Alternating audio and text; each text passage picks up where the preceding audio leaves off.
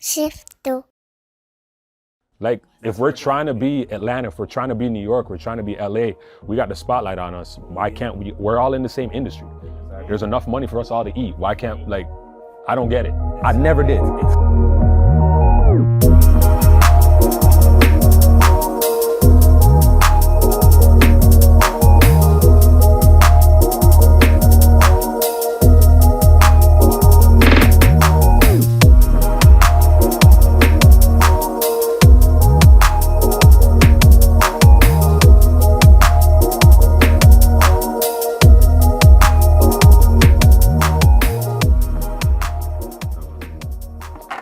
So Frank, how long have you been like? I mean, obviously, I keep telling you like I'm listening on the drive. My drives home, I listen to the show. Okay, thank Like, you for the support. I appreciate it. Yeah. So how long you been DJing and everything?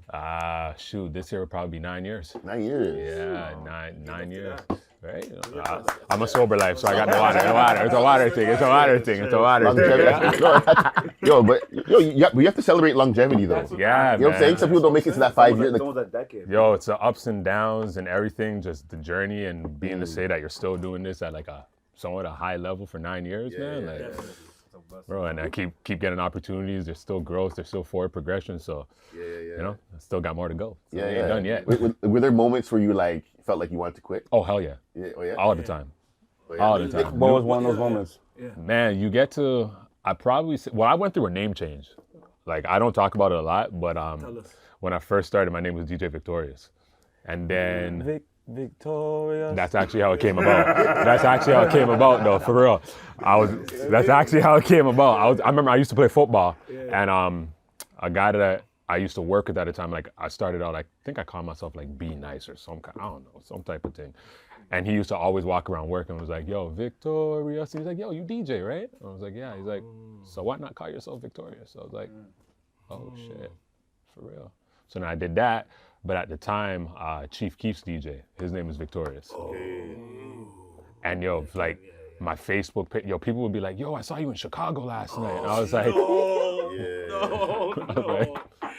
Chicago? I was like, I would love to, but I don't go to Chicago.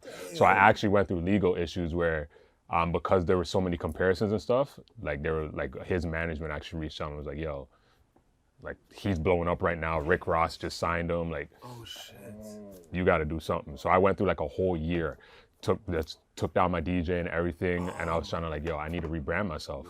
I was like, yo, should I even continue doing music? Like, what the hell? And then I was watching some kind of show, and Frank Sinatra came on, and they were like, yo, he's like one of the greatest entertainer of his time, and I was like, yo, that's what I pride myself on. Like, I love DJing, but I love entertaining, like all that kind of stuff. You know what I mean? So my middle name's Franklin. My first name's Victor. So, yeah. So I took the Frank, and then I just took the S off and put the V, Frank Vinatra. And that's how it came about. And that's how I'm here today, you know? That's good. I love that. Yeah, man. But yeah, no, quitting, man, I think every creative or every person in music. You have that too? Absolutely. Yeah. Absolutely, man, because it's just, we're not going up to these levels, like, we're not used to this, right? So it's always new challenges every single day. So it's like, there's sometimes it's like, yo, when you're not seeing the results in the beginning that you want, it's just, it can like really drain you. So of course, I think everyone has that moment where they want to quit, you know? Yeah, and obviously yourself. Yeah, 100%. I mean, thing about quitting, it's so final to me. So that's kind of like my fear of quitting. Like, I feel like if I was to quit, I would never do it again. Yeah. So I always, I toy that line. I've toyed that line before, but as soon as I find one glimpse of success, whether it's a comment, whether it's a post, whether it's a record being played on Flow by Frank Vinatra, during the rush hour segment, right? And people are hitting me on the line, aunties and cousins, because that's a prime time, right? So when you're hearing and you recognize my voice, I'm like, damn, man. Like, I know those other people didn't answer my email, they didn't answer that DM, but there's somebody out there that will listen. And all you need is one, and then you get two, and then you just keep building from there. So. Yeah, but every creator feels that, man. Definitely, and it's not just at the beginning too. It's like even when you like every time you hit a plateau, Yeah. There's always like, you hit that plateau, you're like, you're there for a bit. There's that temptation. Even artists who have big numbers, at some point you feel like, because you get that level, you're like, okay, that like, you realize it's almost like a rocket where you like, it takes a whole bunch of like a different level of fuel to like, and motivation to get to that next one. And at every level you have to determine, like, do I have the juice to get to that? But that's why it's important to have the right people around you, right? Because, and always have people around you that's always gonna keep elevating you, challenging you, because we get to a point where we're stuck, but we realize like, yo, like we don't have that person who's directing you, you know what I'm saying? We all need that direction, man. We all need it, because we're going to get stuck some way, somehow, you know, so. What's the saying? If you want to go fast, go by yourself. If you want to go far, go with a team. Yeah. There you go. I want to talk to you because I feel like you, like, just watching you, like, you're so, like, I don't know, man. I like, because I do, you know, take pictures and shoot video and stuff like that, and I just watch you. I'm like, yo, like, where'd you get your vision? Like, because you're everywhere. Like, you broke through. Like, a lot of people, they'll stay in Toronto, they'll stay in their city, but you're like in the States, you're here, you're there, and I'm like, where did that, like, is it just like opportunities opened up to you, or you had that vision to be like bigger than just the city? So basically, like how it originally started, like, so I was playing soccer. I was heavy with soccer. I was a goalkeeper.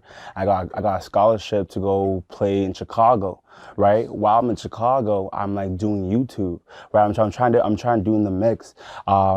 Kind of dropped out, came back to Toronto, and Look My Fashion had basically, like, he had an opportunity to go style like Candy Simone.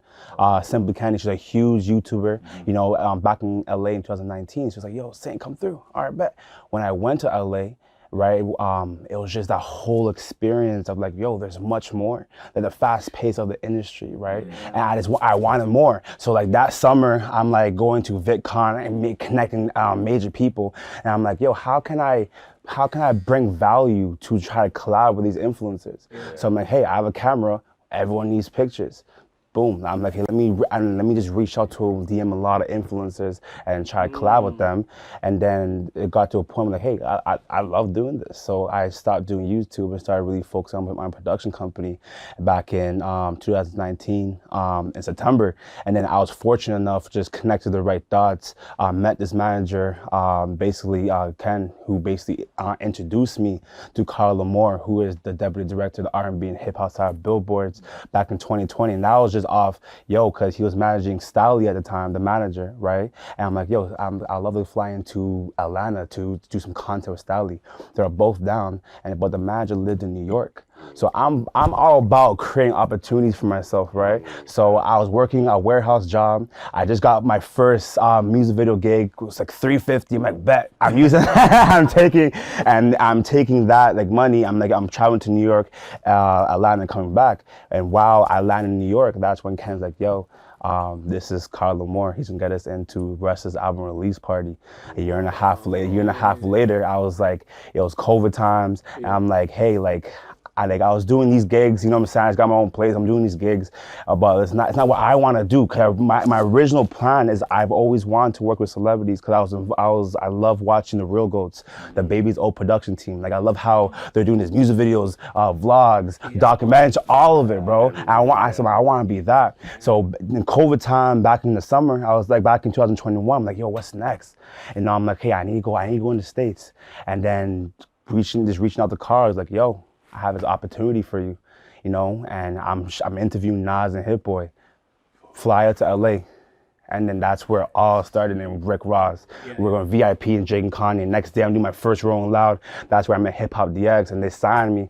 And then everything just, I just took it, man. Yeah. So it's a combination of hard work, vision, but just being at the right place. Right place, right time. right connection. And then while you're in that place, not being afraid to talk to the big dogs. Not being afraid just to go up to like, yo, this is me. And just Did you struggle with that at the beginning? Yes. Right. So how did you break through that? You know what? He's a human being or she's a human being. Let me go and like what like gave you that like urge? Like I got to do that. It was just man. Like I'm spending my own money to fly in the beginning, like fly to LA, right? I'm like, so I have to make this worth it. And as you know, a lot of people don't know, like I had I had a bad like speech problem as a kid.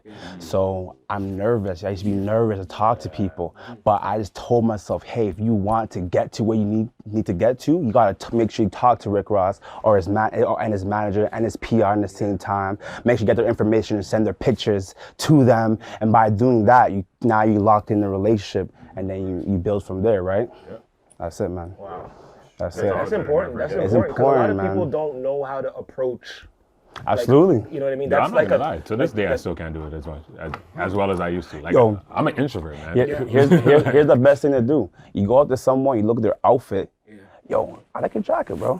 Yeah. Make them feel good. You know what I mean? That's the best thing, though. You go up to them like, yo, I like your shoes. Yo, thanks. And then you find that connection. It's key, man. It's key. I feel like you're giving a master class right now. I'm like, yo, I'm like, yo, I need a notebook, man. That's a great advice, man. Honestly, I think as creatives, man, that's one thing that we have to learn to do. You know what I mean? Is that networking part of it. Bro, I remember there was one time I went to an event, like an industry event. I literally like got to the door because I was always shy too. So it's like, and now I do like radio, TV, whatever, different stuff. But I was like, I remember one of the first industry events I went to, I got to the door and I was so nervous to go in. I called my wife and I was like, yo, I don't know if I can go inside. And she was like, it's okay if you need to come back. And I literally did, bro. I literally was like, hey, I can't do it. I just the thought of networking, I was just like, I can't do it. So I literally just drove right back home. And it's funny, like, and then after, like, I mean, now I can go to any event and just whatever. But that initial, but I realized if I don't get over this, I'm not gonna get to the next level. I'm not gonna progress. So I'm like, I literally had to force myself to stay in rooms, talk to people. Even now, still, I don't love it. No, neither. You know, I don't love it. I don't love it. It's just a necessary. It's a necessary. I love it, man. Yeah. I love it. Why, like, if any room I'm in, yo, I'm saying at least if you don't know me going in, you're gonna know my name going out. I gotta commend you on that, man. Like, for real. That's it's a great attribute to have. Thank you. Especially in this industry, man. It's a great attribute to have. But that's the thing about, like, I'll tell everyone, travel. Because Toronto, like how I like to say, like, me going to the States helped me so much with the knowledge of how everything really works. I realized that Toronto, we're behind right now. You know what the funny thing is? And we're catching up, but we're behind. Like, 100%. Like behind household. Behind, bro, when I go to New York, one weekend in New York, I'm going, like 4 major parties. I'm going to like Kenya Barris' private event, Coil Ray's performing, Block's performing, and then Gogo Monroe's performing. Next day, my boys having a birthday dinner where it's sponsored by Wingstop and Bel Air. Next day, he's interviewing Nas for his documentary, and then we're having a private dinner with Nas. I'm sitting right across from Nas, right how you are right there. I'm sitting right across from his presence. And later on, a private driver is driving us to French Montana's album release party. Bro, it's like that, like legit. That's all over. It's fast, and the amount of people we're connecting with is insane. Bro. I realized the same thing when we went insane. to Atlanta. We went to Atlanta like last November, and it was my first time in Atlanta. And the same thing you're saying, like how the States taught you how to be able to network a little bit more. I was more comfortable in Atlanta networking because everybody had that go-getter mentality, that hustle mentality. Do you think because like, they embrace mans more, you think? Way more. Like we ended up, we had to do a photo shoot. I mean, not a photo shoot, a video shoot down there for the artists I was working with. Found this spot on Peer Space, but just like, hustling on a budget, we looked at the price on Peer Space. We're like, nah, we're not gonna do that. So I remember I'm just hopping on Google. I'm like, yo, let me find this information. Let's find the contact. Found the guy's contact, called him up. We're like, yo, we're from Toronto. We want to use your space, but like, That price. He's like, come through. We're like, all right, cool. We go through, we get there, use the space, he gives us a discount. But then, like you're talking about the embracing thing, he's like, yo, you guys come back tomorrow. We got Megan Thee Stallion shooting a video tomorrow here. We got, like, just like that. And they didn't care. Like, that would never happen here. Never. That would never happen here. Never. I feel like American black people are so open to like Yo, everything. I was shocked. I'm like, Like, how much do I owe you? Like, what do you mean? Like, no. Yeah, just come through. Like, yo, and we're like, yo, we're leaving tomorrow. He's like, yo, we got Lil Baby shot a video here last week. Yo, just come. Here's my contact. Whenever you guys come back, I'm like, yo, what? Like that, fam. Yeah. They don't even want to share contacts out here. Trust me. Bro, That's it's why like I big up their Lick phone is like a phone book, my bro. fashion for what he did for him, because that's another thing that I don't see happen a lot. Like people who are in position to give opportunities to other people here. That happens all over the States. That happens all over Atlanta. That's why everybody's connected. Everyone's connected in Atlanta. The Not only here. like prerequisite I think they have is make sure you're hustling. That's it. That's it. As Stay long as you're grinding. working Yeah. and grinding That's and they're it. not giving you an opportunity for waste, That's it. all right, cool. Just use it. Here it's like, okay, you're hustling, grinding, but are you gonna work harder than me and get to a better spot than me? I don't know about that. I don't know about that. Like if we Don't want, be better than me. Don't be better. but what? not talking So anymore. hold on. So you're saying if I give O'Shaun an opportunity and O'Shaun, Scott, all right, yo, Frank, you remember when you did that for me? You played me on the radio. Yo, here's a connect for you, man. See if you can do that. Or saying, yo, here's a connect for you. See if you can. Like, if we're trying to be Atlanta, if we're trying to be New York, we're trying to be LA, we got the spotlight on us. Why can't we? We're all in the same industry. Exactly. There's enough money for us all to eat. Why can't, like, I don't get it. I never did. Imagine understand because you helped him put on. If he's a good person, he's gonna vouch for you every single time. Every That's room. exactly. And now you're the man for putting him on. Not you mad go. when I work with you. No one thinks like that. Nobody. And that's why we're winning. That's it, man. That's it. I don't know, man. I don't get it, man. Yeah. So do you ever feel like tempted to be like, yo, let me just move over to the States. Let me just like make that. Like you guys do All the time. Yeah. All the time. But like I think now, but for me, I think now it's just my mindset changed. I wanted to so badly because I know I can just boom. But I feel like right now in Toronto, everything's building where it should be. Exactly. So I Exactly. can't leave yet. I keep going back and forth. I'm still gonna do that, but I can't leave yet. There's too much work to be done Yo, down here, just bro. go there, grab the resources, the information, and then come back and build the back. infrastructure here. That's Exactly. it. That's And what then- everybody else does. Like, Exactly. Why can't we? Exactly. Yeah. That's what's happening, man. Yeah, man. We have so many creatives. We have so much talent. So much like creatives. everything. We just need the resources and the infrastructure. And once we put that all into place, man, That's it.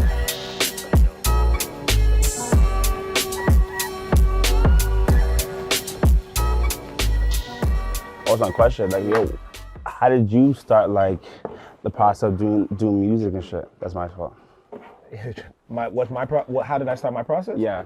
I mean, I got into music when I was super young. Like my father put me in piano since like 3-4 years old. So I was already engraced into music from back then. And then growing up in school, like everybody wanted to rap. Everybody wanted to, make beats. Everybody was all into that. But I was like really like loving that shit.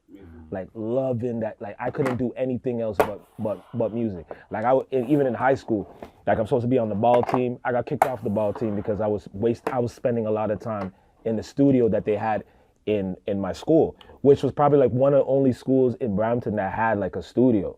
So I would be in there a lot of the time. I was in theater doing acting a whole lot of the time. I was skipping class to do all that type of shit. So it's just always been a part of me. Yeah, man, like, and it's like, I would say music, art is like a haunting nightmare for me, bro. It haunts me. I go to sleep, I think about it all day, all night. I can't like shake it. Sometimes I wish I could shake it. Trust me, I wish I could just be like, man, this shit is too hard, bro. It's fucking hard, bro. It's hard to stay consistent. It's hard to stay motivated. Some things, even you turn on the news and you see something that happens to a artist, whether it's they get screwed over by a label or they get some violence or whatever type of shit, that shit is fucking discouraging, you know what I mean? But when you have, like you said, great people around you, I got my brother who's my producer and my DJ, so, I have family that stays around me most of the time. A lot of my best friends are part of what I do, what I work with. Those are the type of shit that keep me motivated, like, I gotta keep going, bro. You know what I mean? so do you ever get discouraged by like social media? I feel like that's All the that's time, a big bro. question for creators, All man. the time, because the thing I said, if I wasn't doing music, Wouldn't be on social media. Facts. period. Facts. You would not see me. Period. I would just watch. Like my dad watches TikTok. My dad watches TikTok all day. Oh wow. Right? Like he doesn't use it, but he's watching. Right? He's on Instagram. He doesn't like use it per se, but he's sending me like 300 videos a day, bro. I'm like, did you see this? Did you see this? Did you see this? Did you see? I would be that guy. I'd be sending you like, oh, I saw this crazy quote, or I can't believe this dunk that happened, or this crazy. But I would not be, bro. I hate using it. But when I use it, I see what it does for me, bro. I see what it does for me, and I know that it's an important thing. But when you have to add that into your schedule, you gotta record, you gotta write, you gotta rehearse, you gotta first show. Oh, then I gotta post, then I gotta make sure that engagement is going up. And if the engagement's not going up, you're not gonna, you know what I mean? All of that is intertwined with social media. Now it makes it easier to reach people. I have supporters in Australia. I could talk to people in London. I can talk to people in Japan. So that part of it is like amazing. Like, I listen to your record all the time, and they're in like Russia or something. I'm like, they listen to me in Russia? Like someone's sitting there listening to me in Russia? I would never imagine that. And have you ever been to Russia? No. There you go. You haven't even touched down in Russia yet, you know what I mean? I know, I don't even know we can go there, right? Y'all know what's going on, you know what I mean? But shout them out too that's listening to me. But I mean, social media is hard, man. The consistency of it. Because as soon as you stop using it for a little bit, I know, then it's like you gotta start all over again to get that algorithm. The algorithm is crazy on like, and that's always changing on you, always. You gotta learn a new algorithm like every day. It's like, all right, when do I gotta post? What's the right time to post? See, as an artist, I feel like it's harder. Like as a DJ, I gotta do it too, but I don't have that. Especially for me, I'm trying to do the transition to more of the executive side now, so I can just go hide in behind the scenes, right? So I don't have to worry too much about social media. But as an artist, when I see what artists go through, planning out your schedule, it's depressing, bro, I'm sitting there going, bro, there's days I don't want to get up and nobody take a picture of me. One thing what I learned is like, yo, like we shouldn't be like worrying about like the algorithm too much, bro. I know. When something buzz, we're gonna bust. You know what I'm saying? We should be worrying how can we be more consistent, because I realize it gets to us heavy, man. And when it gets to us, like I'm done posting because my post yesterday didn't do enough engagement that I wanted to. Fuck that. People are watching regardless. As you said, your dad uses TikTok, but he watches. Someone's watching. Someone's watching, bro. You know what I'm saying? So I'm like, yo, because what I learned is like, for me doing everything I'm doing, like I'm just posting, bro. I'm just posting. I'm putting it out there, and I leave. And I post again, and I leave. Gotta post and leave. Yeah, who cares about the likes? Who cares about it? Yeah. Because when we forget, we gotta make sure we stay present in life too. Because life is actually what's to help us get to the level. Facts. So like, social media is gonna be a plus, but you just gotta post it out there because the algorithm's gonna come. Yeah, that's right. True. That goes with the whole consistency thing. I think it was the baby that I saw in an interview where he was talking about like his early marketing strategy. And he said the same thing. He was like, yo, I just post it. I don't care. I would just go to clubs, shoot a video, DJ play my song, I'll just post it. I post it, whatever. I don't care if it was good quality, I don't care. As long as I just post it. Absolutely. He got to where he got to, so clearly something worked, you know what I mean? As long as you believe in you, and you know what I'm saying? That's all that matters, man. All right, man. I'm sorry. Question: How comfortable are you guys with the idea of having fans? Are you comfortable with that? I don't like the idea of fans. You like the idea of fans? No. I like supporters. I got supporters. I feel like no one's going, oh my God, but everyone's coming to me is naturally loving what I'm doing. I love it. Are you comfortable? Are you comfortable with people having that level of support or adoration for what you do? It feels nice. No. It feels. I say I'm comfortable because honestly, like for me, like from the beginning, like it's like to know, like I've been having this vision from the beginning. I've been having it. So like just every day I would just kind of like, yo, just think of like obviously like my goals this and stuff like that. And with me, everything is just having like gradually. It's like everyone starts support from the beginning. It started gradually getting bigger, gradually getting bigger. So for me, I'm comfortable with it. Yeah, no, I think it keeps me going. It drives me. Like when I walk out of a van or a club and somebody comes up, yo, dog, you killed it tonight. I'm just like, because there's times I leave events and I'll be like, it was alright. I don't think I did that well. Exactly, and somebody comes up to you and they're just like, yo, you killed it tonight. And I'm like, oh. All right. Yeah, what I think is nice is like people say like this at a pure level, being fans of each other. Yeah, I'm a fan of people. Yeah, like I'm a fan. I'm a fan. So for me, it's like when I get to interview somebody and I'm a fan, I'm like, yo, I just interviewed. In my head, I'm like, they may not be a big star, but to me, I'm a fan. So for me, it's like at a pure level, I like being fans of each other. That's also like motivation too. If like I see O'Shaun go like, yo, he just did a show here, I'm just like, yo. that's dope, bro. Like, all right, I want to meet O'Shaun up there too. Like, how can I get up there and meet O'Shaun? Like, you know what I mean? Like, some people I think look at that stuff like competition. I was gonna say, I feel like here, I wish artists now I'm talking about, showed more that they were a fan of other artists here. I think artists, I don't know if it happens in the DJ world or in the photographer world, but artists like to, if they're a fan of you, they like kind of like hide it. Yeah. You know what I mean? They're not really open about it. Like anytime if I come across a record from somebody, another artist, and it's dope to me, or even if it's pretty good, I'll share it without no equivocation. Like I put that shit out on my social media. Like y'all check this out. I have other people message me and say, "Yo, you put me onto this artist." And I always feel like a sense of there's a responsibility that as an artist, like we should also put other artists on to other people because it's such a big ass world. But artists, they don't really want it. I'll get DMs like, "Yo, that record you did was dope, yo," and I'll be like, "I appreciate it." And they have a platform. Yeah. I'm like, but if they love it so much, why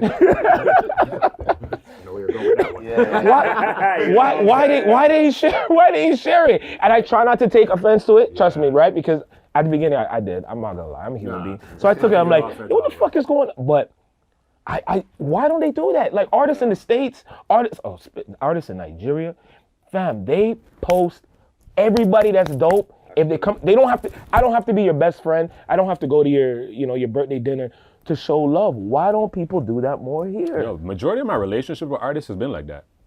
That's how majority of my I love digging for music. As a DJ, yes, it's part of my job, but I actually thoroughly love it, right? When I find an artist, I'm like, yo, this song is dope. I don't know who the hell you are, but that's there it. you go.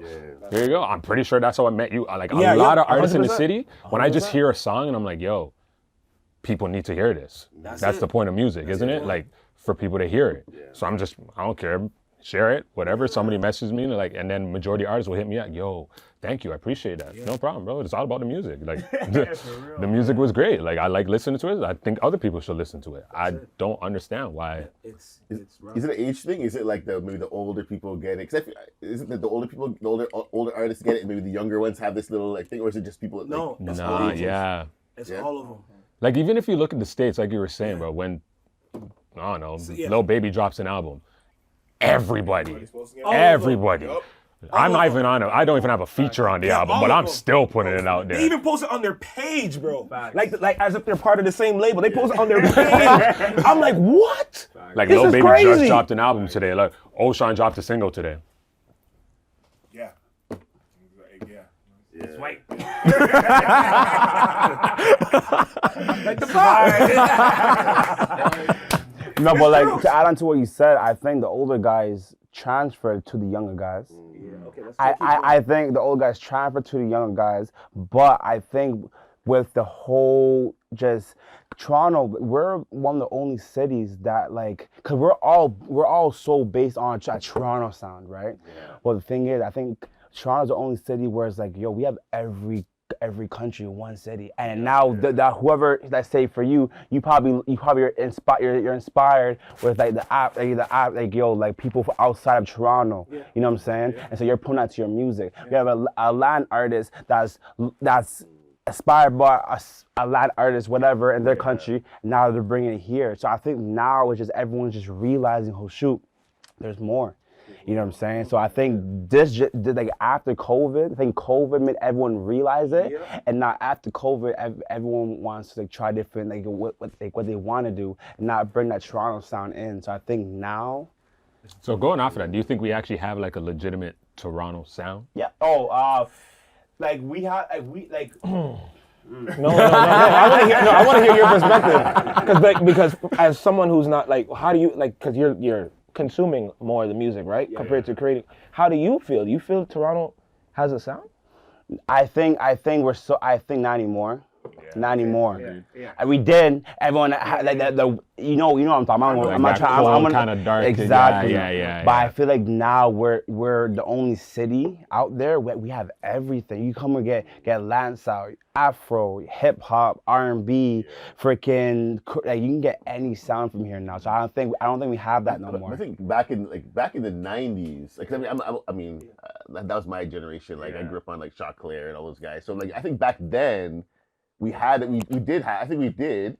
But I don't think we appreciated it though. No, I think. No. I think like when Drake first came out too. Like I would say like you were saying, that whole cold, darkish, like winter. But now I don't necessarily know if we have like if you hear something like, oh yeah, they're from Toronto. Like you can hear the voice. You hear how they pronounce their words. You can hear like in their voice. All of them. Yeah. Hey, but you know what's crazy? Like. That's a fact. No, that's a fact though. It's a fact. And that's a fact I feel though. like that's what has helped me to overseas and in the States and stuff. That's a comment that I get a lot. You don't sound like a Toronto artist, pronounce like But I say I'm Toronto, but I'm Toronto though. Don't get it twisted. It's like even with what's his name, Doovie. I heard that somebody said the reason why he was popping off so well in Atlanta, he didn't sound like he was from Toronto. He sounded like he was from Atlanta. Yeah, even like Tory Lanez. Like Tory like sounds like you know why? He traveled. Hey. But even with Drake though, like Drake is like at first didn't sound like that's from Memphis. That's from Memphis. So like you see all the artists that like had connections outside end up like I tell everyone the blueprint is right in front of us, but it's if you want to take it or not. Yeah. But the blueprint is right in front of us, bro. Try experience, bro. Yeah. For real. Yeah. And man's like, oh, I can't. Yo, like I hate people saying that. Like, yo, make it happen. Even if you just go like twice a year, man. Like you were saying, the impact that you have in the networking that you can get in a weekend in the States. It'll take you 6 months over here. More than that, bro. More than that. Bro, I remember like after the Drake situation. Yes, I want to talk about that. That's on my list of things to ask you about. But go ahead. Bro, I remember like leading up to it. So I'm like, okay. You said unpack it though, because people might not know exactly what happened. So everyone doesn't know. So I'm in Miami, right? I went to the Junior Awards. I'm the youngest photographer to ever go to the Junior Awards this year, in May. I think that's where I met you there. Yeah, that's where we met. That's where we met. And then from there, I connected with Charlie B, right? Okay, yeah. I went to Rolling Loud Miami, best experience. I'm okay. It's like I know Drake's the OVO festival's coming in. I'm like, fuck, I want to go. You know what I'm saying? So I'm like, okay, it's 5 a.m. Miami. I'm at the airport coming back to Toronto. It's 2 days before the All Canadian North Star concert. I realized, oh shoot, Charlie B is producing it. Yo, I have Charlie B's number. Boom. Let me text. I'm texting her 5 o'clock in the morning. I'm not, for me, like my mind races. When I think about something, I need to do it now. You know what I'm saying? So I text him, yo, fam, He's like, yo, text it tomorrow. I'm like, all right. But what's fucked, I ended up seeing him later on that evening. I went to this event. I was I forgot, it was on King Street. I was downstairs. No, it was that the club that closed down. Oh shoot. The one that was right on King and Bathurst. Yeah. Huh? Tuesdays? No. Tuesdays? No. Regulars. So I was downstairs, Charlie B's at a private event upstairs. I just go upstairs, I see him, he see me, he's like, yo, you're good for tomorrow. All right, bet. He text and then the next morning, he's like, yo, do you want to like come with me personally? Just like record everything. I'm like, what? Yeah. You know, so I ended up doing that. Drake ended up coming through. I'm on stage, and then that's when the whole viral thing happened. I'm right besides, because with one thing that like I had to shout Carl Lamore for, like me being in the States, photographers are dangerous, bro. They'll shove you to get that spot. If you're not aggressive, bro, you will lose your shot because you have 6 photographers. I remember Frank Vinatra, we're in a restaurant, 6 photographers trying to get the same shot. Exactly. So I come down here now, bro. bro, I'm not afraid to go right beside Drake and take that shot. I'm taking this opportunity because I'm already in big room with big people already. When Drake came, I'm like, yo, this is a world thing to me, but I'm not thinking of that. I'm like, yo, I need to make sure I get that shot, you know what I'm saying? But afterwards, talking about just being in rooms, right? After the Drake shit, like, bro, like, it was the Drake shit. Then when LA happened, bro, like, it what's it called? Because people think, oh, it was a Drake effect. No, it helped. But like next day we're like, okay, Andrew Wiggins, we're showing Charlie B brings me out to Andrew Wiggins in the Roy Woods event that he was hosting, and then the next day after that, Charlie B hosted a private event which had Tyga, Lil Wayne, Fabulous, all and yo, like, all in one room, and all the Young Money crew all in one room because the Young Money thing got pushed back, right? So they did that event instead. Young Money thing happened, boom, did that. But then right after, when I went to LA, that's when everything really bust because like, Carl's like, he's interviewing John Legend. I'm in that. Next day, where he's interviewing Simba before his album released, I caught that. Next day, he's interviewing The Game, caught that. But what fucked me up is like, bro, I mean, myself, I'm being invited to a private Interscope party. My homegirl that's pre-arc Charlotte Chrissy, my homegirl that manages Gogo Moreau, you know, I got her. So like, she's like, yo, you're in town? Yo, come to this private Interscope party. It's sponsored by Patron. Yo, I'm in there. Yo, free tacos. Like, yo, unlimited taco. I'm like, what? You know, and like yo, next day, next day, Hippo DX, like, yo, we're interviewing Akon. Boom. All right, bet, yo, we locked in. Bobby Smurda. Boom. And then I'm in Coast Contra in their studio.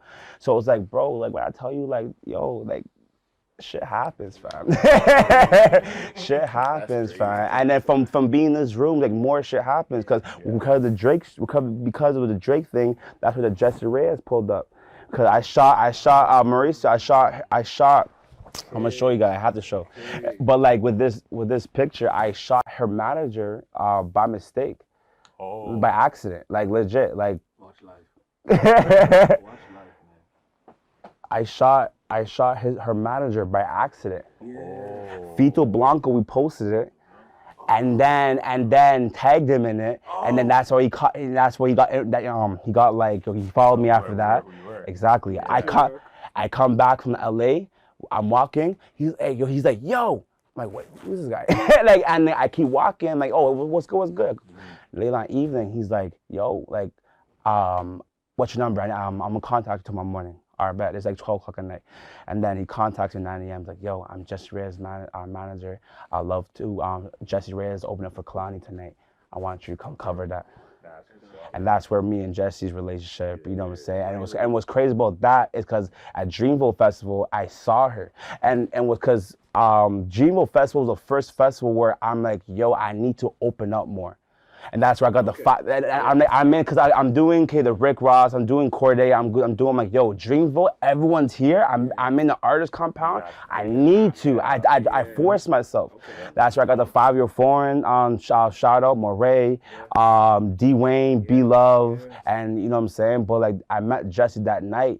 And then it was just crazy to me how months later, me and her are from the same hood. Jane and Finch, we're from the same hood. And now we're working with each other, bro. That's fuck. Hold on, Jesse's from Jane and Finch? Yes, bro. I didn't even know Jesse was from Jane and Finch. She's born, but then she moved to Brampton. Yeah, but she's like born in that area, fam. Like, yeah, Keelan Finch area, bro. Born in that area. It's fucked. Yeah, man. See, West End got people too. Stop playing with us, man. Yo, Jessie, like I say, I've often, she's a queen of Toronto, fam, but no one puts her in that place. But she if you see at the Toronto show, she did the other, what? 2 sold out, yo, back to back, bro. Back to back, fam. Even to see her doing her shit, like I think she did like her album release in LA, like Diddy pulled up and Drake pulled up. I was like, she flew me out to that, fam. You were at that? What? Yeah, he was there.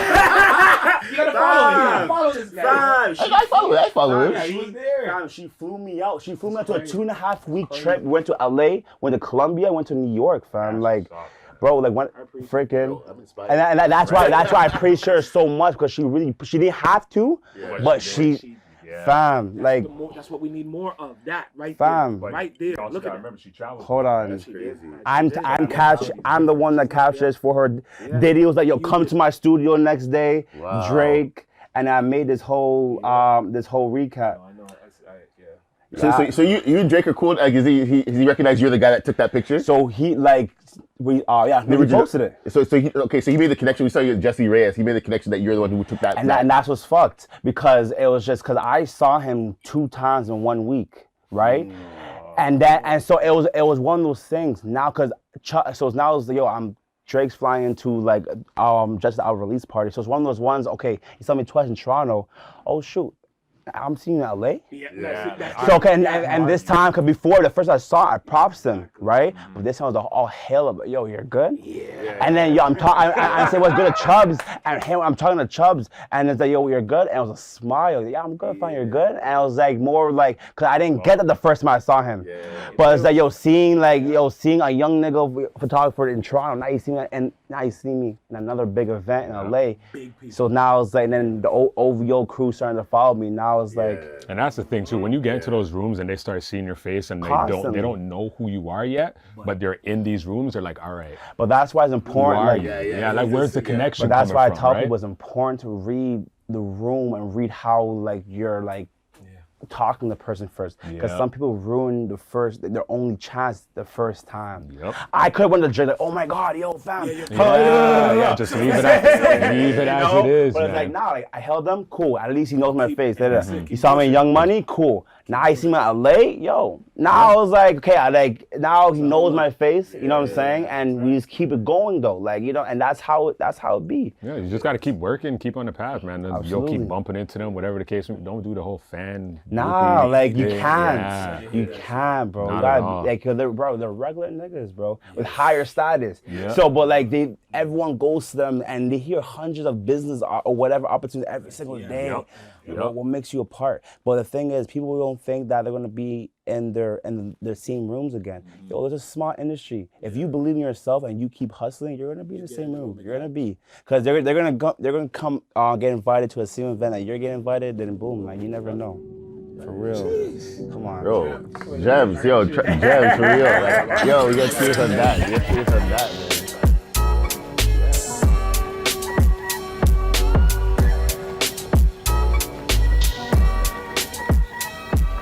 But one question, right?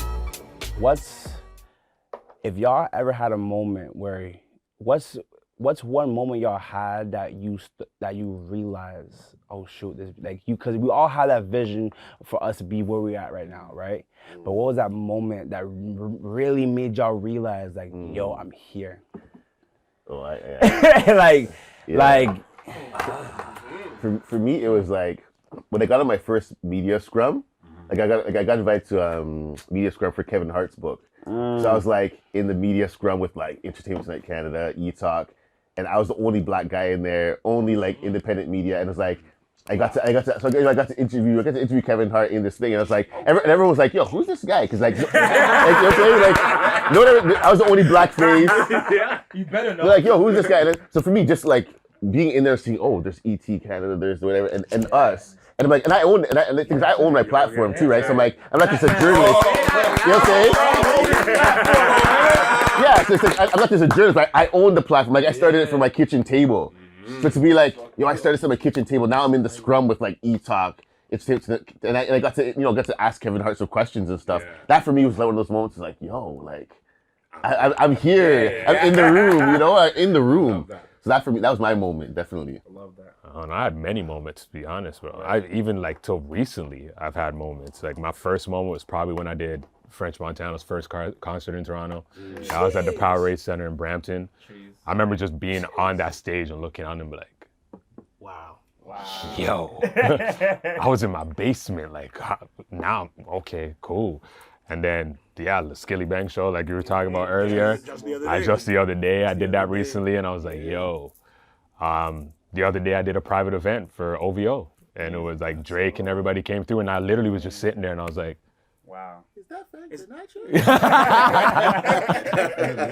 yeah, man, I was just in the room, and like Drake walks by, and I was like, Those Yo, moments are I'm beautiful, really- though. yo, man. but When you envisioned it in your Right? head, and then you're in it, you're like, yo, this is my life. Right. And when you saw it, and you conceived it, and then you're like, I'm here. I'm here now. But that's why it's so important to live in the moment because because people understand all this goes fast. It goes by quick. You're just with Drake, and the next moment, like, yo, you're not. So it's like, like you know what I'm saying? So like, we have to really live in the moment and appreciate it because it's just, it comes and goes, and people ask like, yo, why are you so, like, yo, why are rich man so miserable? Because they don't appreciate Exactly. each time. You gotta get excited. What? I was in the same room. What?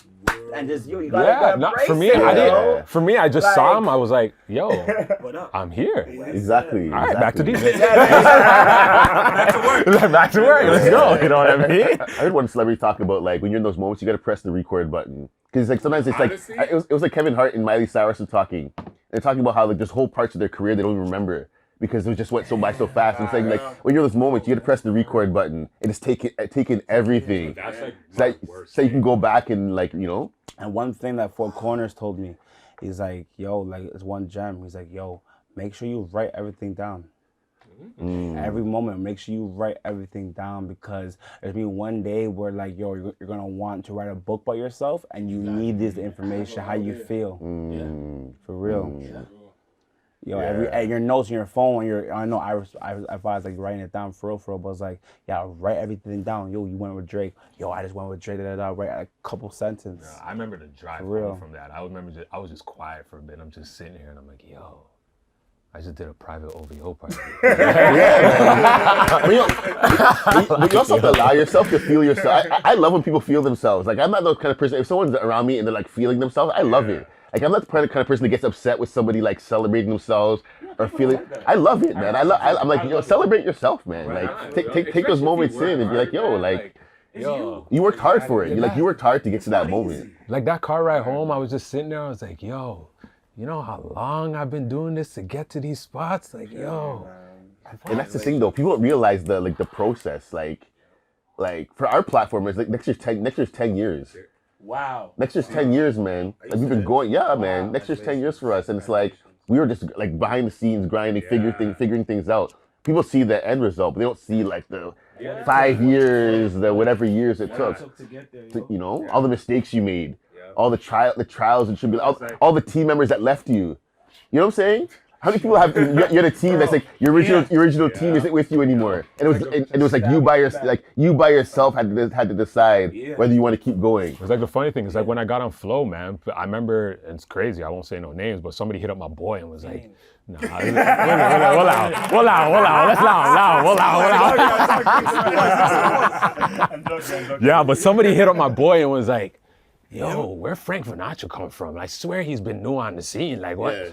And people don't even know, like, bro, I was doing, what? I was like, you don't remember like 4 years ago when I was on WBOK? You don't know when I did all these college radio stations that I was doing. Like, I didn't know you were a lot of people don't know I was on WBOK. Yeah, I did WBOK What's fucked? Cause people just watch social media, bro. Yeah. If you don't put it on social media, then you haven't And done I'm it. I'm horrible for that, man. And they judge you off that shit. I'm like, yeah, people gotta Like stop if I doing that, actually man. express like my resume up to this point, because I don't like, yo, one of my first, I opened for DJ Khaled already before.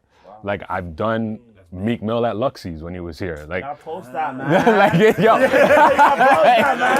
like I'm just but the thing is, people tell me, like my team tells me, they're like, yo, bro, you are way too humble. Way too humble. It's now what I'm just expressing. I'm just like, it's now that I'm at this point where I'm like, all right, you know what? I've grinded for so long. It's time. I don't care, man. Like, You gotta flex, man. You gotta flex. like you now. gotta celebrate, man. Yeah, bro. Who's gonna big us up, man? If we don't big up ourselves, if we don't big up that's ourselves, a fact. That's a fact. You know what I mean? 100%. But like, how about you? For me, as an independent artist, like I set, my goals are so high, right? My goals are so high. So almost anything that I do achieve feels like nothing really to me. To other people it does, right? To other people, they're like, oh, you're doing big things. And I'm just like, what? I did what? But I can say the first time, well, it's connected to two parts. The first time I actually felt like, yo, that's pretty big. I shouldn't just be humble about it, was when you brought up Four Corners, when we got on the Billboard for Spotify downtown. Right? Right? And that came out of nowhere. And I thought about it when I went to look at it. And I'm like, yo, I have no cosign. I don't have no label.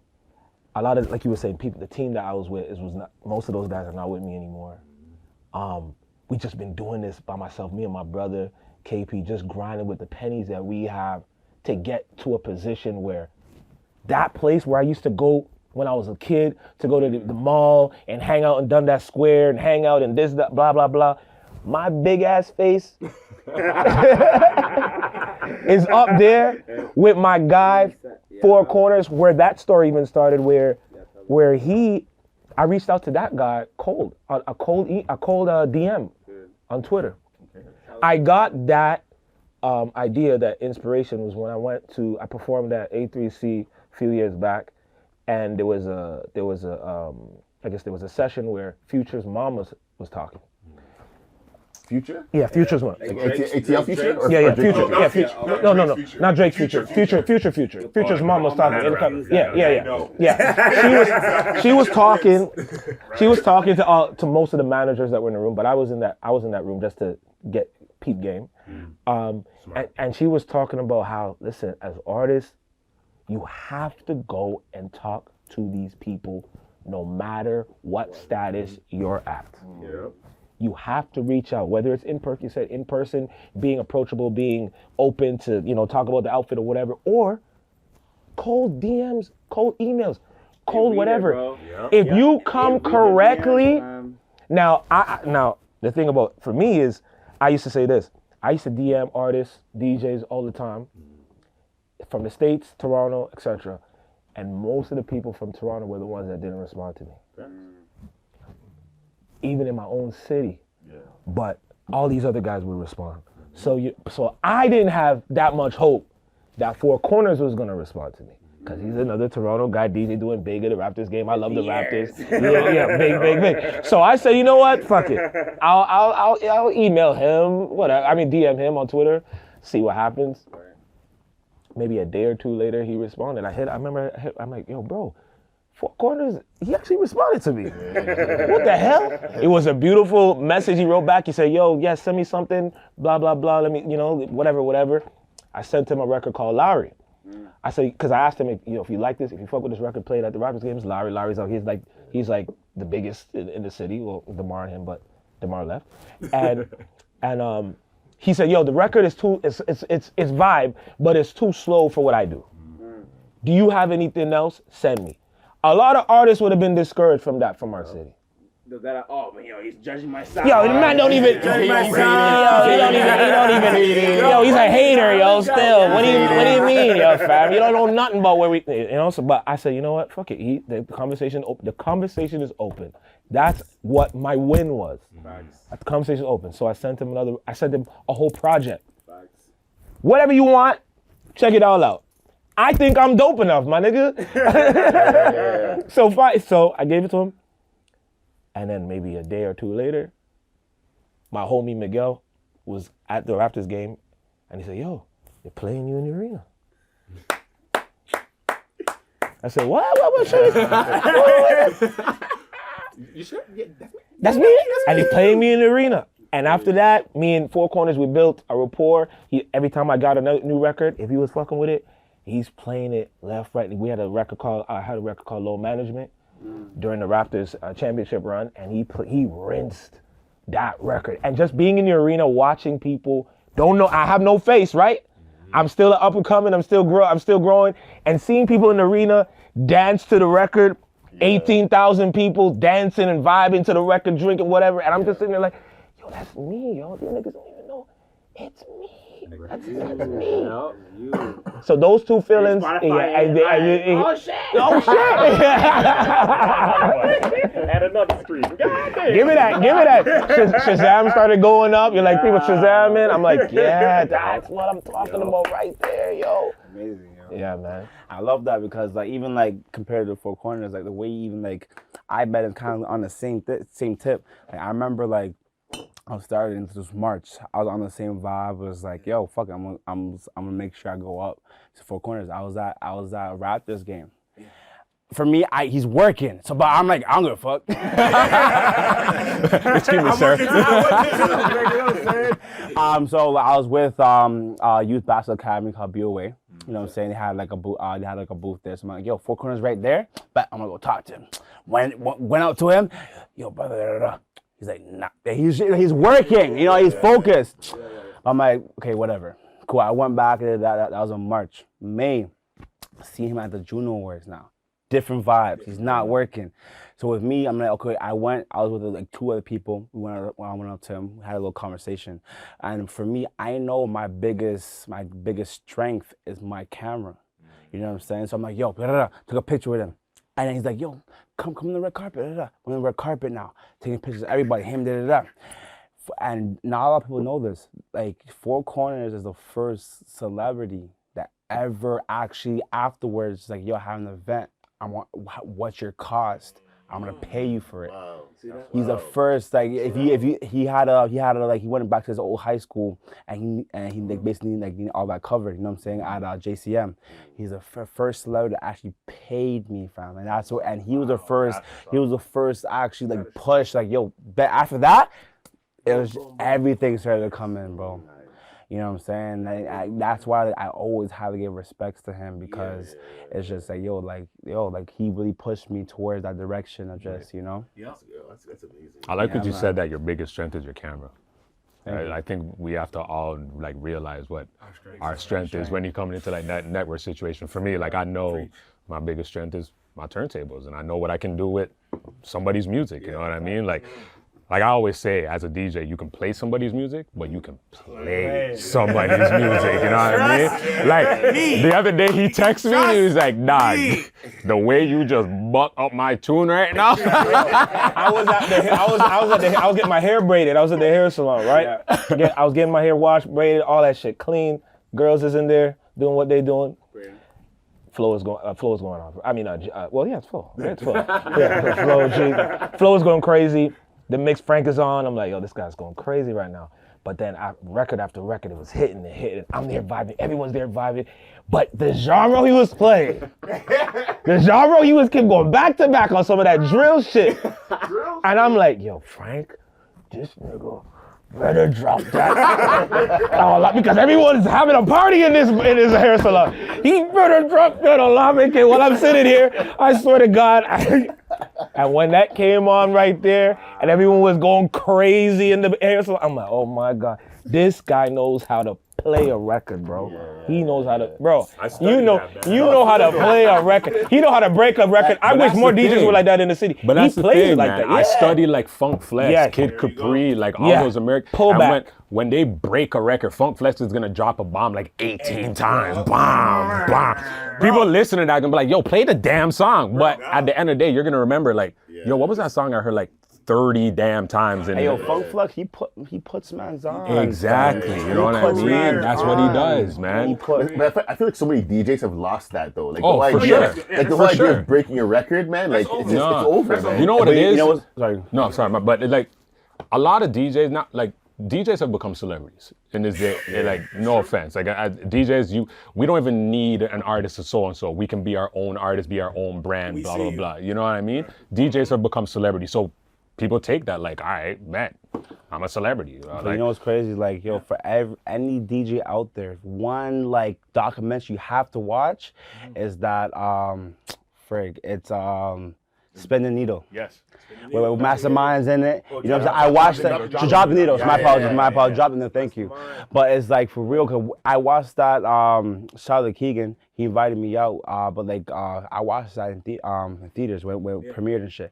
When I tell you, it really breaks down like the art of DJ in Toronto at least, and it just shows how powerful DJs are, because the thing is like all DJs was like in one store and then taking and play the record, and like yo they were taking that record and playing and branching it out, like that's why and all DJs like needs like to come back to that. Yeah, you know like that's why I respect like, guys like Four Corners, Andre 905, like starting from scratch. But like newer generation DJs, they don't care about that, and that's not the point. Like we're supposed to play music for the people, you know, make sure they're dancing, but at the same time, like we are at the same time on the pulse of the culture. Like we're in the club. We're face and face with the hip hop people. started really like With the DJs. It started with the DJ. Exactly, man. So Like the so like block parties and like stuff. O'Shaun can go record a song today and be like, yo, Frank, run this tonight. I'm like, all right. And I can give him instant feedback. Exactly. Because I'm right in front of the people. And I can just go and be like, yo,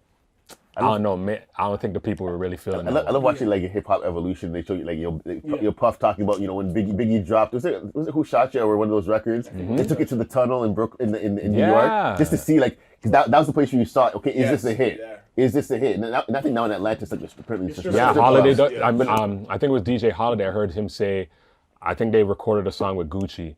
And literally, as soon as they fit the same night, they took it, popped it on the USB, and went straight to the strip club. Like, I love hearing that. Tested man. it. I love hearing they that. looked at the crowd. They're like, nah, not working. And went right back to the studio.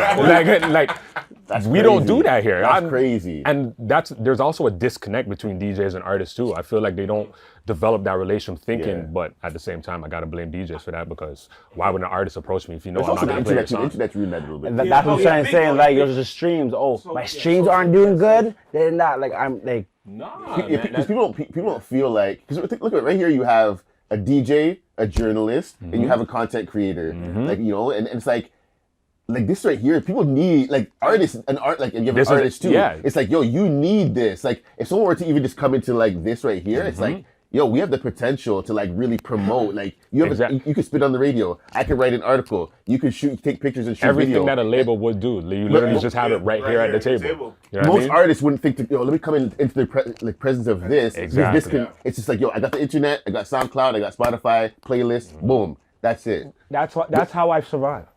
Like that's exactly how EverythingOShauN survives. I try to make sure we make sure I connect with the DJs. The content creators, the photographers, the videographers, and the writers. Yeah. That's it, the journal. That's exactly how. Like, oh, what artists you connect with, or what artists? This is how I survive. People think, oh, I need to connect with a big artist. No, because people under them has as much, maybe more connections than the artist does because they use the PRs, the journalists, the DJ, the photographers to help them get to that place. Yeah. Come on, man. Because even like cause the industry is still like behind in a sense where they look for these traditional. They look for okay, are you being played on radio? Yeah. What's the press saying about you? Like they go and see the content. Like they like all that. So it's like the industry still looks at that stuff to see like, hey, should we book you for our festival? Is there buzz about you out there? So it's all together in one, man. Like if people would see the amount of email, like Mondays, I have music meetings with labels. They'll literally sit there and we'll get on Zoom and they'll be like, hey, so these are the songs we're promoting right now. What do you think? Nah, I'm not really feeling that. All right, cool. No radios, but major labels are doing that. So why can't independent artists take that same route? Bro, the thing is like, we need to teach the business more. That's the problem. I agree with that. Because a lot of people don't know the business, and that's not their fault. It's just how the system is, and labels take advantage of that, bro. But the system doesn't want us to like learn. Like, yo, it's possible. It's just what you're gonna say. No, I think it's also the artists though. Because nowadays there's so much information. Like there's YouTube, there's Google. Someone's like there's no excuse in 2022 to not know. Like I'll say this. An artist will reach out to me like, yo, can you guys do like some press on my thing? I'm like, okay, where's your press release? Why should I have to do all that? What I get it all the time. Like, why should I have to do all that? Like, you're basically asking me to write the article for you. I'm like, nah, you give me the information I need to write the article, and they don't realize like the labels are reaching out. The labels like if Drake releases a thing, Universal's reaching out saying, "Hey, this is a press release on Drake's album." They don't realize if these big labels are reaching out, why aren't you? But the thing it's like one thing though. It's not even their fault though. No one's like explaining the minimum business of the music industry, and that's why like we gotta start pushing that out more. It's the business, because the thing is that person that's messaging you, right? They're probably just people they hang around with. They don't know. Yeah, that's true. They don't know, and that's why we gotta start like really pushing like the business side of this because it's true. Yeah, but a lot of creatives though, just in general, struggle with business. Like I had to learn business over time. Like at the beginning, my business sucked. Like I wasn't doing well. Like, I just wanted to create. I just wanted to like create stuff. And then after a while, once there was no money coming in, And I was like, okay, what am I doing? Then I had to learn the business. But for a lot of creatives, like business doesn't come natural. It doesn't. You gotta go through it. And that's why like people are like, oh, I'm gonna do it when I'm ready. No, you gotta do it now and you will figure it out. Like, you know what I'm saying? And that's why I want to tell people like, yo, like if y'all are out there trying to do your shit, like, yo, you gotta start doing it. No one is ever going to be ready. No one's ever going to be ready. You know what I'm saying? We gotta make sure that we just do our part and just try. Once you try, then you slowly just get in certain rooms and the knowledge. Yeah, just keep going, keep going and learn. Like, yo, listen more than you speak, man.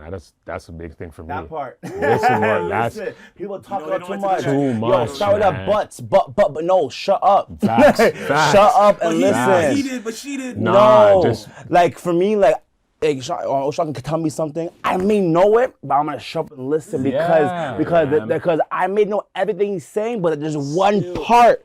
But if I rebuttal, then he's that part. Exactly, and then he may not want to tell me more information ever again. Yeah, because he on his head he'll be like, yeah, you're stubborn, you don't want to listen, whatever the case And that's may be. everyone's problem. They ruin their chances before they can even get started. Yep. That's so true. Come on, So many man. times, man. You gotta listen more before you speak, man. Exactly. Like, there's so many times, like even when you were talking about the press release, like even for DJ packs, I'll tell an artist like, yo, you can't send me a Spotify link, bro. There's nothing I can do with this. I gotta know that body. Like, come on, man. Like, But it happens. thank you for sending me your YouTube link. Listen to the song. All right, so now what? I've listened to the song. I've heard it. Now what? Like, what do you want me to do? Yo, so many mans like, yo, can you help me put me on? I'm like, all right, if I put you on, then what? Yeah.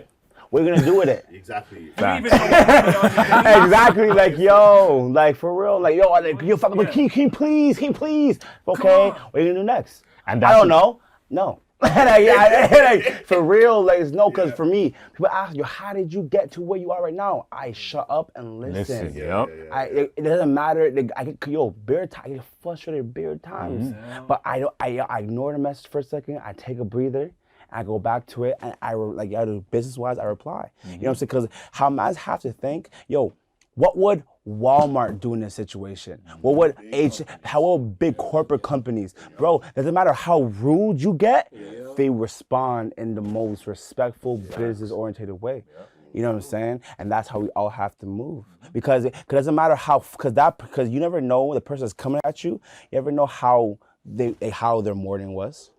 And you know what I'm saying, they could have the fucked morning, you know what I'm saying?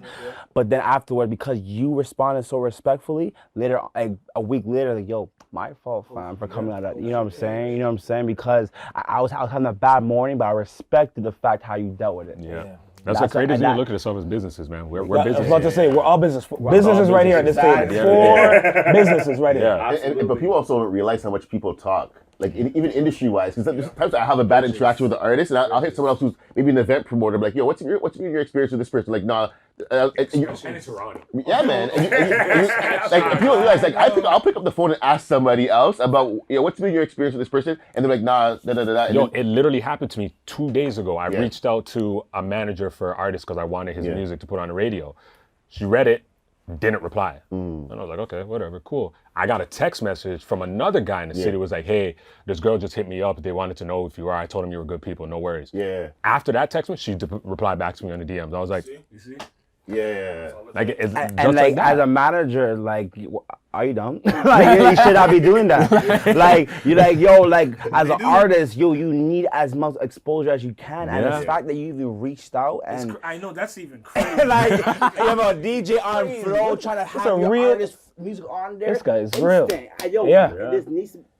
Some people, man, I'm See, telling you. But I looked at it that way too, and at the same time, I was like, I get it. But she's being thorough. Yeah, I get it. Because there's so many people that like to, what's it called, imposter syndrome, like to be somebody who they're not, you know what I mean? So yeah, reach out to them, like, yo, is this person really that beneficial to me? Like, are they really on flow like this? Like, whatever the case may be. Let me go connect with somebody who I know knows people in this industry, you know what I mean? Okay, all right, the person is cool. Because like, we also in an industry that, people love to scam the artists too. Right? Yeah. So I could have been reaching out and be like, yo, I want your music, get your music, and be like, yeah, so music's dope, but I'm gonna play it for 3, 4, 5 bills. Right? And then they're gonna be like, oh, okay, who is this person? Oh my You know what I mean? Like there's so many different ways of how people manipulate and move through this industry that like a situation like that, at first I'm like, for real? Like, yeah, I'm reaching out to you. But then I'm just like, I get it. I get it. It is what it is. You know what I mean? And at the same time, if you know you're good to people in this industry and you got nothing to hide or whatever, like, it doesn't faze me if somebody wants to go do a credit check on me. It's like, all right, cool. Like, go ahead. Go ahead. It goes back to the whole thing of like having confidence in yourself and knowing what you're doing. You know what I mean? If you know you're not wronging people or you're not maneuvering how other people in the industry move, you have nothing to worry about. Right? So when the credit checks come, go ahead, man. My credit's good.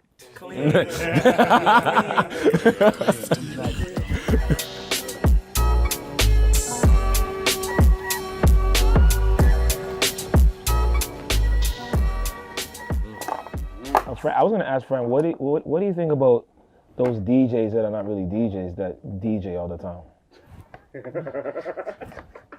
This was a great conversation. You know the ones. We're gonna go there. I mean, the DJ, because I mean, I gotta reach out to them too for playing records. But I'm looking at them, I'm like, yo, this is not a DJ, but It's maybe.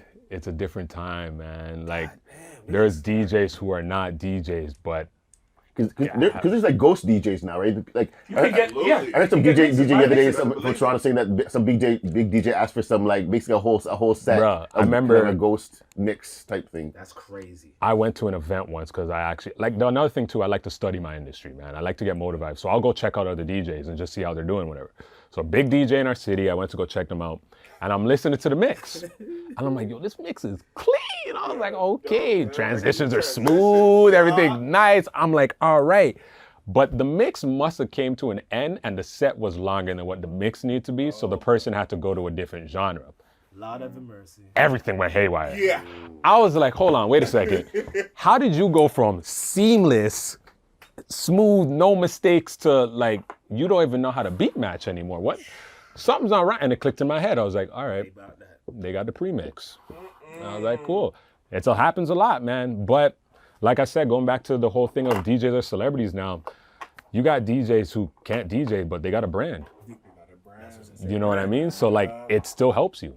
At the end of the day, if they post your song or they play your song or whatever, they still got a brand. They might not do it the way Frank does it, but it's still gonna help you. But it's still gonna help you, you know what I mean? So like, from the creative side and being passionate about the DJ culture, I'm gonna sit there and be like, you are not a DJ. But from the business side and, you know, working with artists, I understand it. Like, all right, you have to put your music in that person's hand, right? Because it's still gonna give you exposure. It's still gonna give you exposure. And as an artist, that's what you need, right? So it's like, it's being able to decipher from, you know, the culture as a DJ, but as a businessman at the same time, Yeah, right? I struggle with that sometimes. I'm not gonna lie. Like, I feel like I'm like, oh my God, I can't believe this. But I have to. But God, that's not it.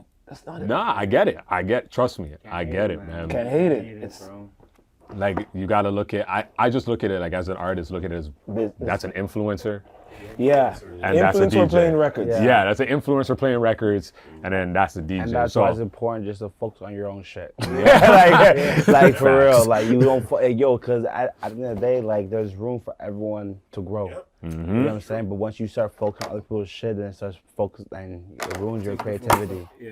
You know what I'm saying? For real. Off your own shit. yeah, man. own But shit. the DJ culture as a whole is a very sticky situation nowadays, man. Yeah. Yeah, like, especially if you're a DJ that, you know, takes this thing serious. I feel like the same thing as like photography as Oh, well. I think it's with I think every it's creative. every photographer is trying to just, because they know now, like, okay, they can get you access to a lot of different Do you rooms. feel like, as a photographer, people just think it's all about just taking up a camera and you're good to go? A lot, like the same thing how you are, you know what I'm saying? There's a lot, you know, but the thing is that you can't stop it. Because yeah, guess that's what? true. There's gonna be a photographer that's like, yo, I'll do your photography for free. Save their cost, you know what I'm saying? And but you have to do that. So it's like you can't stop it. So how does that work in like the photography industry? Because I know in the DJ industry that I speak to a lot, there's a big thing that we deal with. It's like the undercutting and the, you know, undervaluing of yourself. Like, you look at yourself, you'll see somebody, like it's happening right now. We see like DJs with like 40,000 followers that are doing gigs for like bare minimum, not industry I standard. feel you. Whereas like I come in and like that person might have more followers than me, but I come in, I know my talent, I know my value, I know what I can do. Yeah. I'm charging this price tag, and they're looking at me like, well, that guy over there has 40,000 followers, and he charged me this. Why the hell am I gonna pay you? I don't know if that's the same thing that goes on in the photography industry, right? I feel like in photography industry, like if you have a camera and you can use it, because with us, it's all about knowing how to capture the moment. If you know how to capture the moment very clean, people are gonna use you. But that's why in your situation, like, you know, if like for example, like you have more of a resume than someone that has 40,000, right? Well, my homegirl Katrina's told me like, yo, we have to make sure that we have a media kit to send out the people, like, you know what I'm saying, so they can actually see, cause for me, I know there's like, for example, there's that one person that may not see everything I've done, and that's okay. You know what I'm saying? Because there's some point that people saw right from the game when Nas and Hit Boy, but there's a point where some people might have just tapped in with the Drake part, or there's a point where some people might just tap in on the Jesse Reyes. You know what I'm saying? And like, but as creators, we have to think, okay, how can I make sure that I have a portfolio, whatever. Media kit, we all have to have one, bro. We all have to, because when you send other people, why should I choose you? Here. This is what I've done, like, you know what I'm saying? So I think it is the same thing. I think it's just like, yo, it's like, as photographers, like, yeah, we all want, like, yo, there's so much of them in the same room, you know what I'm saying? But it's like, it's life. It happens, man. Like, but at the end of the day, as I said before, as long as you believe in yourself and you know that, like, you're gonna head to where you want to head to, like, soft, do what you gotta do. You know what I'm saying? For real, man. Cause now, like in Toronto, you know, like after, like for me doing my shit, you know, knowing people I see that want to do concert photography and they're doing it, I'm like, yo, I love that. I love that. You know what I'm saying? Because now people are people realize now, like, yo, you can make. Cause the thing is, like when I first started this shit, I told my family members, oh, I'm gonna start working with celebrities. Go back to school. I legit had my aunt. When I dropped out, wanted to do the YouTube and my production, my aunt cried in front of me, fam. Like, yo, what are you doing? Like, wasting your life with this and that. And like, I'd tell them, like, yo, like, but like the thing is, like, I just knew, you know what I'm saying? I'm like, yo, it'll all make sense soon. Like, you know what I'm saying? Like, it'll all make sense soon. So let me just, like, yo, do what I gotta do. And I just went out and I did it. And for me, seeing now that, like, there's so much events, photographers want to do it all over, you know what I'm saying? I'm like, yo, thank you. Like, yeah, I'm like, yo, I love that, because it's like, it's just now paving the path, like showing people like, yo, you can make money from this stuff, but you gotta build up your value first. That's it. How you gotta think, like, and anything we do, how we gotta think is like, yo, there's, as a photographer, the first thing I thought, there's hundreds of photographers, thousands of photographers out there. What's gonna make me different? I'm in connection with all these people. Let me do this event. And it just circulates, and then now it's just, when you build your value, build your portfolio, it only gets greater, you know? For real, man. So we're like, one question. So we're in December right now, right? Today is what date? December 3rd. So what's everyone's goals, man? Like, what for next year? Like, for real, like. Keep building on what I've developed, forward progression, man. That's all. I used to do the whole, like, write down my goals thing. Like, I still do it to a certain capacity, but I realized that, yo, you can never fully plan, man. Stuff, it just happens. I realized a few years ago, like, the biggest things that happen to me every year are the stuff that I didn't plan. You can't. Like, Well, one thing what I tell people though, like, yo, it is important to have that major goal, but that vision, but you gotta make sure you have to come back to ground zero. Is how can I build it? Because a lot of people think, okay, I want to do this big thing. This and that. We have that major goal. Yeah. Fuck. But they you won? you what? Yeah, sir.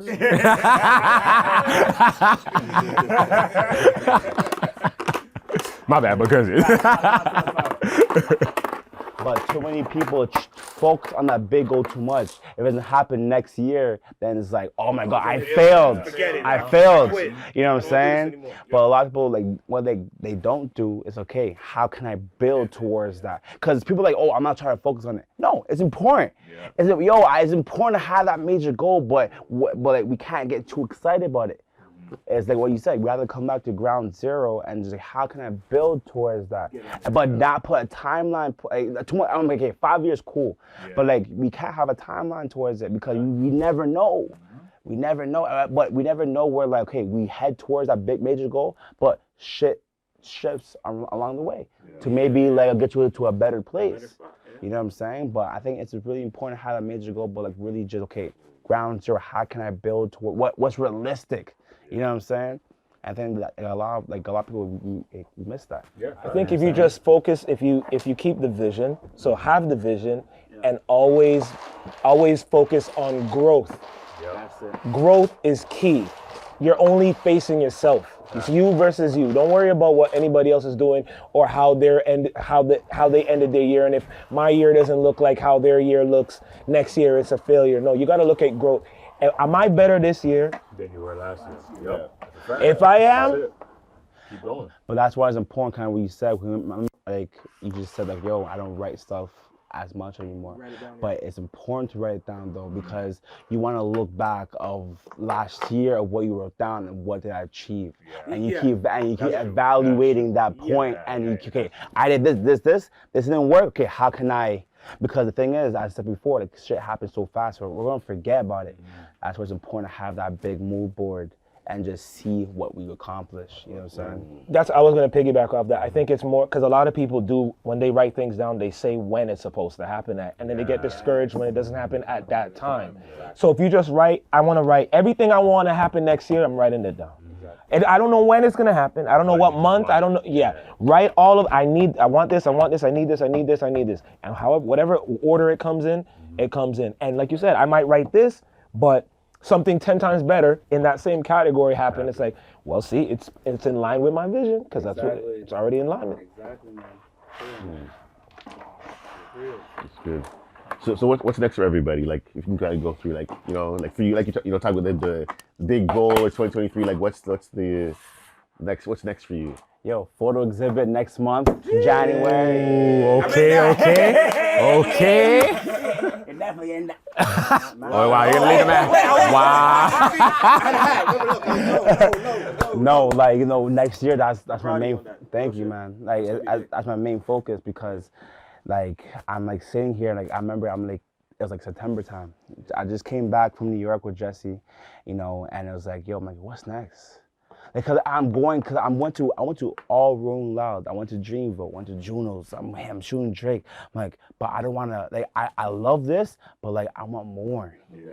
I want more, you know what I'm saying? So I'm like, and a lot of people keep telling me, like, oh, you have to get to a certain style, you have to do it for certain years. I'm like, I'm looking down my portfolio, you know what I'm saying? I'm like, what? What are you trying to tell me? I have all of that. Exactly. So I myself made the push to be like, I'm doing it.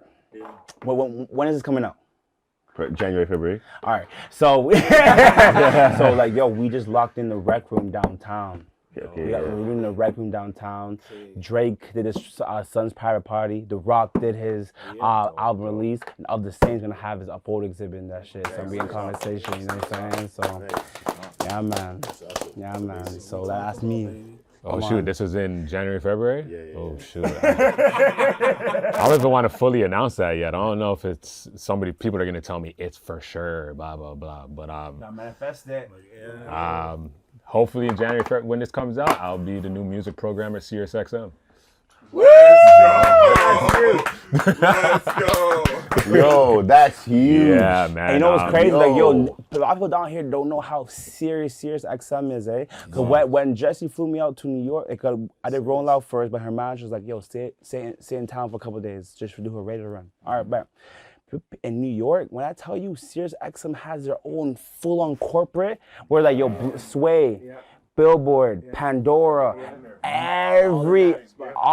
everything's in one building. Yo, you do like, okay, Sway, next door, you're doing Billboard. it's insane. It's insane. The big thing about that too is because they're launching a new channel with Mastermind, Mixtape North. So I'm gonna be joining that team, which is strictly Canadian, all about us, for us. So you know, that's gonna be big, man. That's gonna be big. So it's gonna be big. I love that. So yeah, that's and then you know, just continuing to do what I do. That's it, man. That's amazing, though. I love that. I love that. It couldn't happen to a better guy, yo. Absolutely. No, seriously. That's good, man. And then for you, what's Next year, this coming up 23, it's all about worldwide for me. So it's literally now getting out and taking this shit on the road. I've been tapping in all year, contacts, learning On stage. records at certain stations around the world. But now I gotta go there now. I gotta physically get there now. Be in front of them. So what do you touch the think people. your first stop going to be? Nigeria? You go, yeah. I want it to be Nigeria, but realistically, it's gonna be Europe, and there's some plans in the works, so that's gonna be the most likely. You going for corners? You going for corners on tour? I know. Is that coming out to next month where man's no? Like, yo, No. Some things are happening. Some things are happening.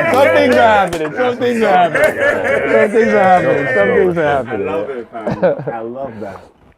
How about you, man? Like, Yeah, man, KB. I mean, I think for me, I'm trying to take myself outside of just Toronto, outside of Canada. Like, I need to get to this. Like, most of our supporters and stuff or readers or whatever they're in the States. So for me, it's like I gotta go.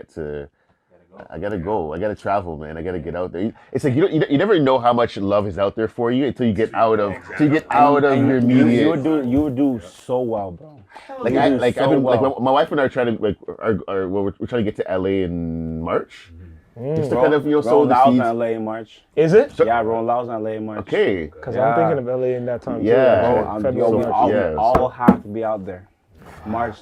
Yeah, eh? That is their biggest year, yes. Okay. Because they I forgot what stadium, they got a huge stadium that they're going to use the parking lot for. You have to be out there in March. Yeah. All right, so we're all going to roll it out in March. That's it. Yo, rent a house, and you know. I'm telling get you, a nice fam, house?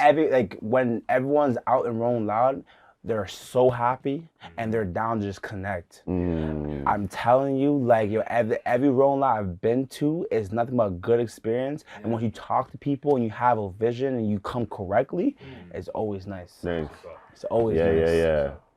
So that's me. It's just like I need to get out. Like I always say to myself, it's like when you create at a certain level, it's almost like, you know, what's his name, Anthony Davis or whatever, when he was on the Pelicans. It's like you have that feeling where you're like, I gotta test myself against the best. Like at this point where he never tasted the playoffs. And he's like, I gotta taste the play. He had to go to LA because he's like, I need to test myself against the best. And for me, I think we all have that where you're like, I don't want to just test myself here. Like I need to test myself against the best. Of course. And so for me, it's like I want to get out just to show myself I can hang. I can hang with. But you can though. You can. The thing is that people think, oh, I need to be we all can hang. We just gotta make sure we're in those rooms and because the thing is, our mind is our biggest, and it can be our biggest enemy sometimes. You know what I'm saying? Until like, oh, I'm not able, self-doubt. But like the thing is, but we ourselves have to change that. You know what I'm saying? Like not to worry. I just need to be out there. And just really strategize it, man. Because you're saying, oh, I need to, you can hang. I'm telling you can hang. You just gotta, once you're in there, you'll start more realizing it. But like, I'm telling you, bro, it's possible.